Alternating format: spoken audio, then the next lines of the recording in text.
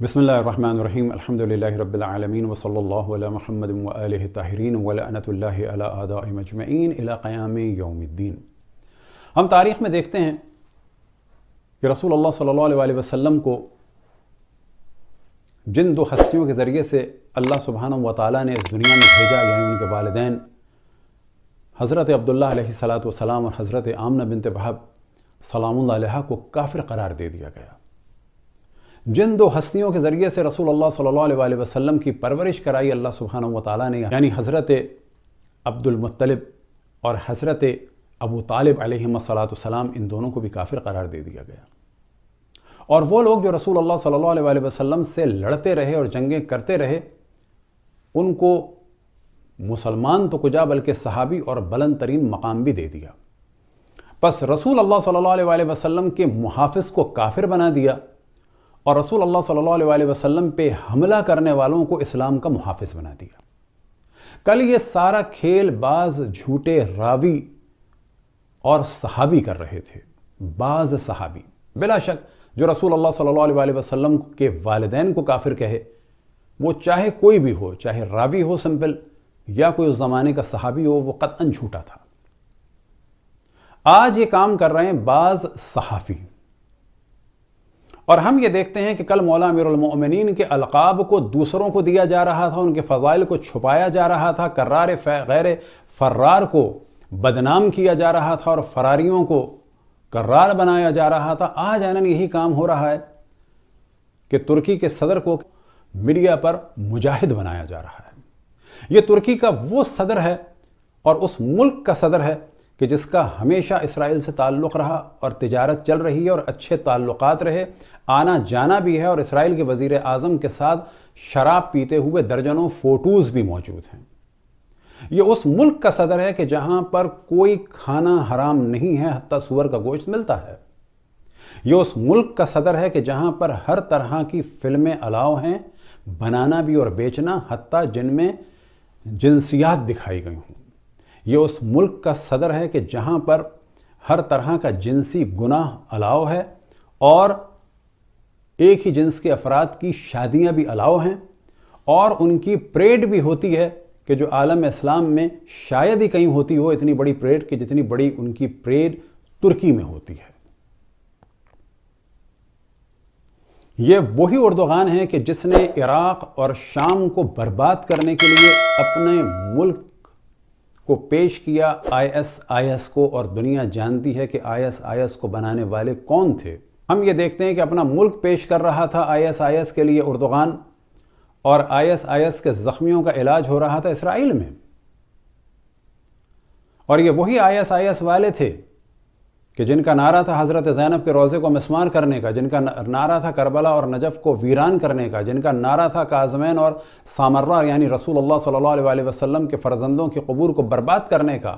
یہ وہی ISIS والے ہیں کہ جنہوں نے حضرت یونس کے مزار کو دھماکے سے اڑا دیا، اور یہ وہی ISIS والے ہیں کہ جن کو فیسیلیٹ کرتا تھا یہی اردوغان، اور ان کے پیسوں کا بندوبست بھی اس طرح سے ہوتا تھا کہ عراق کا، کردستان کا سارا تیل ترکی کے راستے بلیک مارکیٹ میں بکتا تھا، اردوغان بھی لوٹتا تھا، اس کا داماد بھی لوٹتا تھا، اور اس کے بعد ISIS والوں کو سپورٹ کیا جاتا تھا۔ یہ وہی اردوغان ہے کہ جو ہزاروں کی تعداد میں مسلمان کردوں کو مار دیتا ہے۔ لیکن آج پاکستان کے چند سوشل میڈیا کے کھلاڑی وہ یہ نہیں سوچ رہے کہ ان جھوٹی خبروں کے ذریعے سے آپ کی اپنی شخصیت کتنی خراب ہو رہی ہے۔ لگتا ہے کہ تھوڑی دیر میں آپ لوگ خبریں بنانے والے ہیں کہ نیتن یاہو سے سوال ہوا کہ آپ اپنے 3 دشمنوں کا نام لیں، تو اس نے ایران نہیں بلکہ ترکی بلکہ اردوغان کہا۔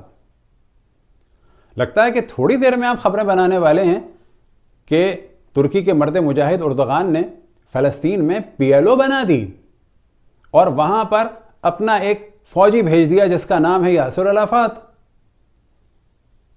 اور یاسر عرفات کی مدد کرنے کے لیے اس نے اپنے ایک دوست سے یعنی حافظ الاسد سے کہہ کر یاسر عرفات کی مدد کرائی۔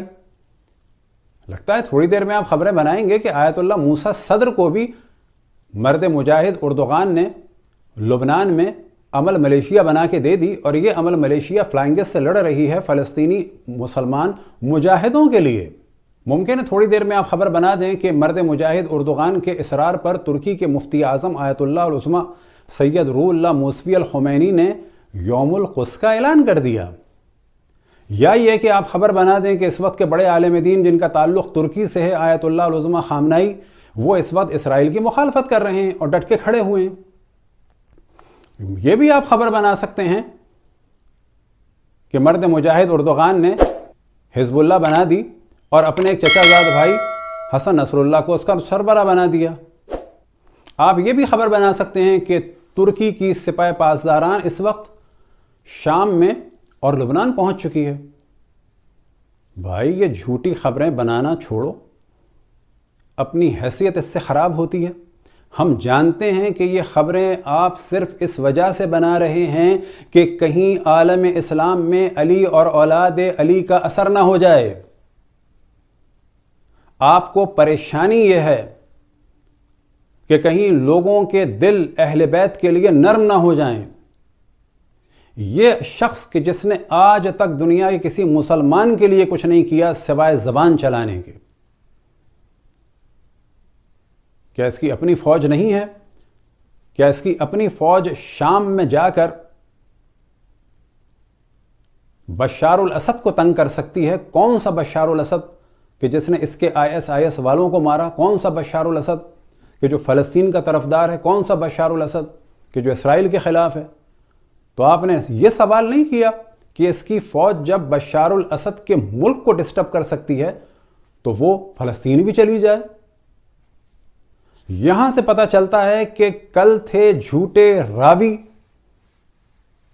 اور بعض وہ جھوٹے افراد کے خداوند تبارک و تعالیٰ کی لعنت ہو کہ جنہوں نے رسول اللہ کے والدین کو کافر بنا دیا، رسول اللہ کے محافظ اور پالنے والے چچا اور دادا کو کافر بنا دیا، اور رسول اللہ سے جنگ کرنے والوں اور حملے کرنے والوں کو اور رسول اللہ کے چچا کے کلیجہ چبانے والوں کو اسلام کا محافظ بنا دیا۔ اینن آج یہی کام ہو رہا ہے۔